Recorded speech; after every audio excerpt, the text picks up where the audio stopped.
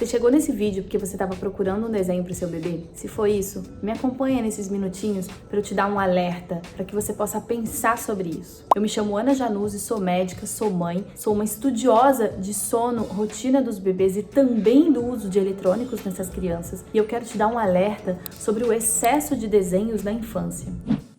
Hoje em dia, as sociedades, tanto a sociedade brasileira como a sociedade americana, a Associação Americana de Pediatria, elas falam a mesma coisa, que até os 2 primeiros anos de vida dos bebês, as telas devem ser 0. Não é 10 minutos por dia, 20, 30, 40, 1 hora. É 0. E depois dos 2 anos até os 5 anos, eles falam em 1 hora por dia. E eu tenho milhares de ressalvas com essa orientação. Porque na prática, o que nós estamos vendo na prática são bebês desde muito pequenos sendo expostos à tela. E depois dos 2 anos, o que existia de 30, 40, 50 minutos de exposição ou muito mais ao longo do dia, se torna uma coisa ainda maior, porque afinal as sociedades liberaram. Eu preciso te fazer um alerta. Tela não causa só miopia. Já ouviu falar? Não fica perto da televisão, senão você vai ficar com miopia, vai ficar com dificuldade de visão. A dificuldade de visão, ela pode acontecer, mas ela nem é o problema mais grave. Nós temos outras questões relacionadas à tela. E se você aí do outro lado convive com um adolescente, conhece crianças que são ansiosas, angustiadas, deprimidas, não saem do quarto, certamente a gente consegue encontrar na maioria dessas crianças um fator em comum. E esse fator em comum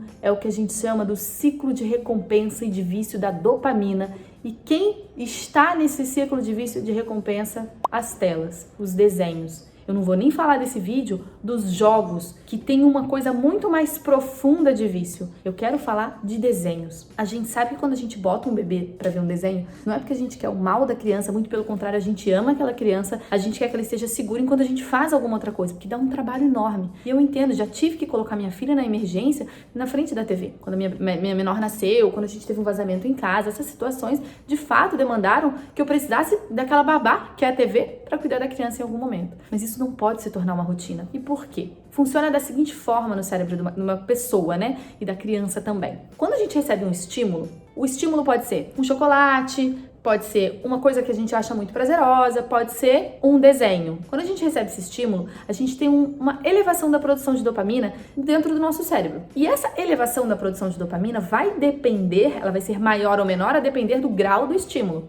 Certo? E embora a gente já esteja muito habituado a ver TV e nem ache que aquilo é um estímulo em excesso, para um cérebro que está se construindo, que está construindo as suas bases neurais, que está construindo conexões, é um estímulo muito grande. Então, a dopamina que chega também é muito grande. E o que é que acontece quando a criança sai da tela? A dopamina vai lá embaixo. E aí entramos no ciclo do vício, da busca pela recompensa. A criança vai buscar novamente aquela recompensa, brigando e querendo cada vez mais a tela. Isso é um problema. A criança fica no ciclo de entrar na tela a todos os momentos e nós, enquanto pais, como não identificamos o problema disso, nós vamos colocando cada vez mais, porque a criança grita cada vez mais alto, berra cada vez mais, fica mais irritada e a gente não sabe muito bem lidar com isso e acaba colocando de novo. Vejam, não há culpa, ninguém é culpado aqui. A gente não discute sobre telas. Para nós, é natural. A gente vê todas as crianças comendo na frente do tablet, vendo televisão, e é natural. Mas a gente precisa discutir sobre isso, porque os resultados já estão aparecendo. Só que ninguém está fazendo esse link. Algumas pessoas falam, algumas revistas falam, mas não falam como eu acredito que deveria ser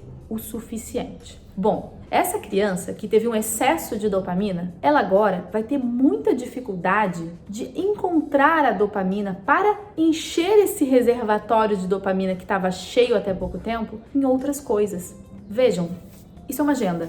A minha agenda, quando eu preencho, me traz felicidade. Eu fico feliz quando eu sinto que eu fiz as minhas coisas. Isso é uma coisa que me dá alegria.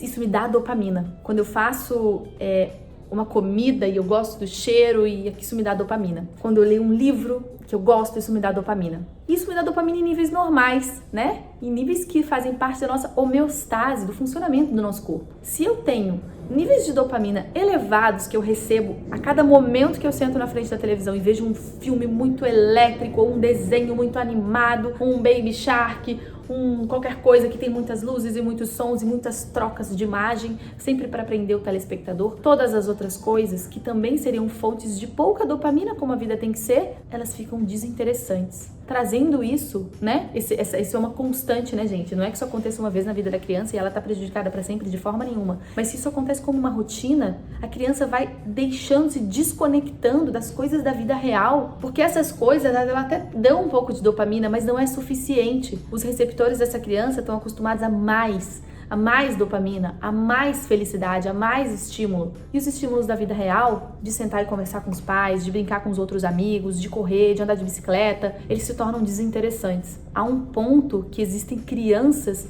que não saem do quarto, adolescentes, pessoas de 11, 12 anos que ficam presas no quarto. E se isso está acontecendo com você, com seu filho mais velho, com alguma criança que você conhece, tem tempo de mudar. Nunca vai ser tarde para mudar esse hábito e resetar esse cérebro. Mas, obviamente, quanto mais cedo a gente fizer isso, mais saudável essa criança cresce, mais tranquila. E claro, em alguns momentos ela vai ter que ver o eletrônico, ela vai ter que ver o desenho, mas não deixe isso se tornar uma rotina. Faz uma reflexão e veja o que é que você pode tirar de desenho do seu filho e adicionar de vida real, de deixar brincando no tapete, de ter tédio. O tédio é fundamental para a criança ter a criatividade. A criança é movida pela criatividade. É a criatividade e a curiosidade dela que vai fazer com que ela descubra o mundo. Se eu dou tanta informação, se eu dou tanta dopamina, é muito difícil que ela tenha por vontade própria, vontade de explorar, de conhecer. E com bebezinhos, a gente vê só o efeito imediato da irritação, da alteração do sono, da irritação naquele momento. A gente ainda não vê porque esses bebezinhos estão sob o nosso colo, estão no nosso colo. A gente decide o que eles vão fazer da vida, quando eles vão sair, para onde eles vão. Mas e quando essas crianças crescem? E quando elas vão se afastando dos pais? E quando elas vão tomando decisões próprias? Tudo isso que aconteceu ao longo da infância delas também vai ser decisor para quem vai ser essa criança quando ela crescer. E fica um alerta. Os desenhos, a TV, tudo isso faz parte da nossa vida moderna. Mas a gente precisa saber dosar. Não podemos acreditar que a criança vai saber dosar o desenho ou ela vai saber parar de ver o desenho. Ela não vai. Se ela ficar 5 horas na frente da TV, muito provavelmente ela vai ver desenho 5 horas, porque ela não sabe que aquilo é ruim para ela. O ciclo dela de dopamina, do vício, da recompensa, está sendo ativado o tempo todo. Só que quando ela sai que é o problema. Eu espero que esse vídeo tenha servido de um alerta para vocês e de uma discussão para que vocês pensem e talvez mudem um pouco a forma como as coisas estão sendo conduzidas em casa, porque esse pouquinho pode ser a semente para uma coisa melhor e maior, e talvez o seu filho, o seu bebê, daqui a alguns anos te agradeça muito, porque sim, eles dão trabalho quando eles são pequenos, muito trabalho, eu tenho 2, mas esse trabalho que eles não dão quando eles estão na frente da tela vai ser cobrado da gente lá na frente, não só da gente, deles também, em dobro ou mais. A gente teve, infelizmente, casos recentes de crianças se suicidando por conta de internet. E é claro que tem todos os outros fatores aí, né? Mas tem também a questão do ciclo da dopamina ali dentro da internet. De tudo aquilo que a criança recebe, fica feliz. E se não recebe, fica muito triste. E como ela tem aquilo como referência. E, obviamente, isso tudo começa com a criança vendo desenho cada vez mais, cada vez mais, cada vez mais. Eu espero que esse alerta tenha servido para vocês e que, de alguma forma, fomente a discussão dentro da casa de vocês e, se for possível, mude, se existir aí uma rotina de ver desenhos. Eu considero saudável, como médica, usar a tela apenas como uma emergência. E aí cada um vai saber onde o calo aperta. E quando a gente entende o que é emergência e quando a gente pode deixar a tela de lado, deixar a criança ter tédio e tentar interagir com as coisas, a gente vê uma melhora progressiva. Espero que essa informação tenha sido bacana para você e até o próximo vídeo.